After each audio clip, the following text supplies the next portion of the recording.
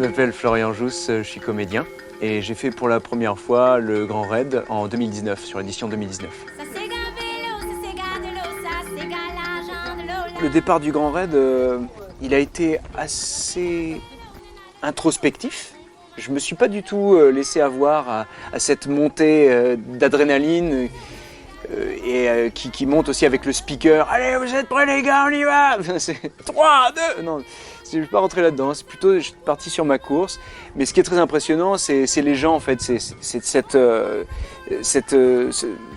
cohorte de gens qui est sur les côtés, quoi, qui font une sorte de procession.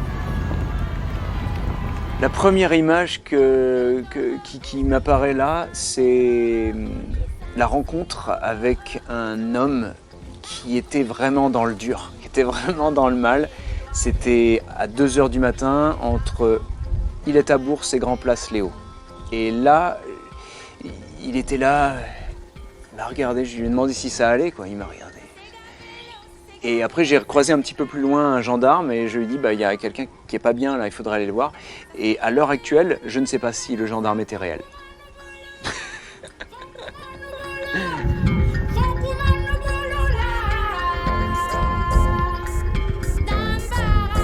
Après le Maïdo, il y a eu une phase où la course a vraiment évolué, elle s'est transformée. Il a fallu que je dépasse les douleurs physiques pour après me replacer plus dans le mental. Et là, j'ai appris beaucoup à ce moment-là, notamment. Ce curseur qui s'est changé, en fait. De retrouver cette étape-là de grande fatigue, mais de bien-être absolu. Je pense que c'est un des moments clés avant de commencer une pièce, que chaque comédien aimerait avoir, aimerait obtenir, sentir, pour ensuite commencer la pièce et pouvoir commencer à interpréter son rôle. Une victoire absolument incroyable! Grégoire, tu l'as gagné!